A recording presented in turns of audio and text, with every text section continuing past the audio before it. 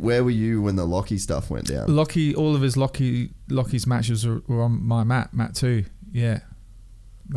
What was that moment like when he first submitted Kynan?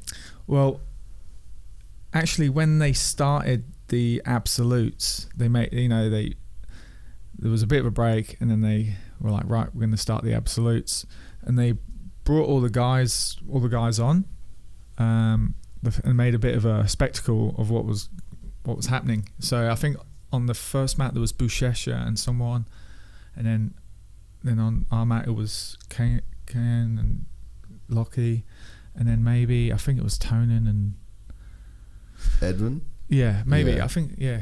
And they sort of, the announcer was pumping up, and you could really feel the anticipation, like it was something different in the air. Now it was like, fuck, some shit is gonna go down now. Yeah. And then they announced all the guys, and then I was just there. We were watching like Lockie in his first one, and it was crazy to watch. Yeah, like Lockie that pull guard straight away, and then he's just spinning underneath him and whatnot, and it just looked so crazy, like you know, because of the size difference, just like it looked like this little ball spinning around on this huge guy. He's just like, and then catches his leg, and Kynan just looked so calm, like he's like, no, he was like, no, this isn't going to do anything. Yeah, and then as they rolled, we'll watch it here. Yeah. Actually, it's right here.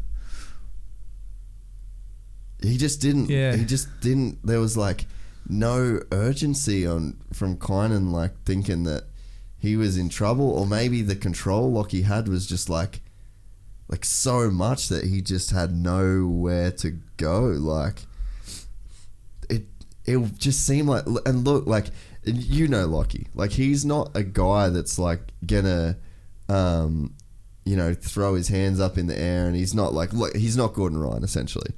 And it's like when he submitted Kynan, his hands went erupted, like it never, like you just don't hear that in jiu-jitsu. Yeah, the place just went, the roof came off, like the whole place was just going mental. And that was just for the first one. Yeah. And then do you remember like as he got into the second one? Yeah, and then it was the same. Yeah, because they were all like, they all plus 99 guys in. It was the same thing. Like you just see this little ball just spinning around underneath this huge unit, and then boof, just catches his leg again, and same thing. Place just went crazy, and like I was we all just sat there as well, like just going, what fuck, like this is insane. It was, and then oh yeah, so that was the second one, and then unfortunately Gordon got him in. He was doing pretty well against Gordon in the third one, and then when he got his back, and then you know what he's like on the back, and then for that third place medal against Muhammad Ali, just Super Muhammad Ali, just looked like a different Muhammad Ali from the previous comps. Yeah, he was huge, absolutely huge, and then boof, just does it again. I just couldn't believe it. Everyone was just stunned. Like everyone, and I think I think he topped Craig Jones's performance from the previous one.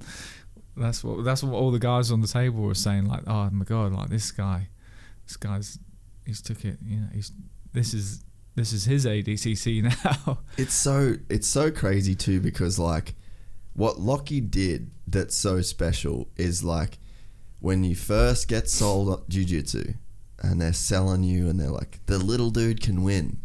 Yeah. Like jiu-jitsu's so like, go and watch UFC 1. The Gracies come in and they were the smaller guys and they strangle people and they made them submit. Like that's what you get sold when you get sold jiu-jitsu. Yeah. But it's like, you know as well as I do, like that doesn't go down on the fucking reg. I go in the gym and there's dudes that are way bigger than me that, you know, you've got more technique than, and they fuck you up. And it's like, that's the real world. But then it's like, that was what you get sold. That was David beating Goliath. And it was fucking crazy. Like I was actually training at the time, and Paulo was running on. So I watched the Kynan thing in the car before I walked in to train, and I almost didn't train. I was like, "Fuck, dude! Like, I gotta watch this." But then I was like, "All right, I'll just watch it when I get done." And then Paulo runs in and he's like, "Bro, did you see Lachlan?" And I was like, "Yeah, I saw he beat Kynan." And he's like, "No, then he beat Gaudio." And I was like, "What?" And then at the end we got to see.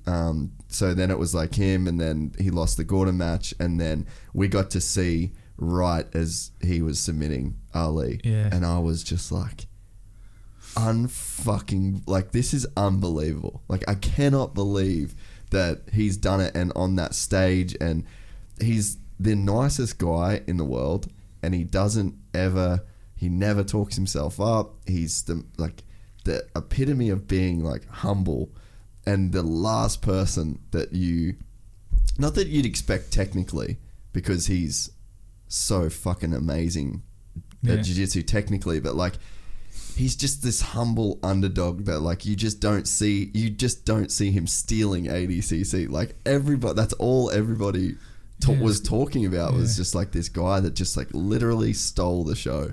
Yeah, it was insane to see it there live. Like, yeah, it's definitely my highlight. Well, everyone's highlight, isn't it? Really. Well, it's from the comp. You watch jiu-jitsu history get made. Yeah, it's fucking it's incredible, and I'm so happy for him because of the effort that he puts into not just like his own jiu-jitsu, but just jiu-jitsu in general. Like, he's been so committed to the instructionals. He's been so committed to his YouTube channel. Like, years he's been grinding on the YouTube channel, and all the work that he does. Like, that man must not do anything else other than jiu-jitsu. Yeah. And to see it, really pay off, and like, he could never compete again, and he is in the all-time legend legend status of jiu-jitsu. Never has to do anything again.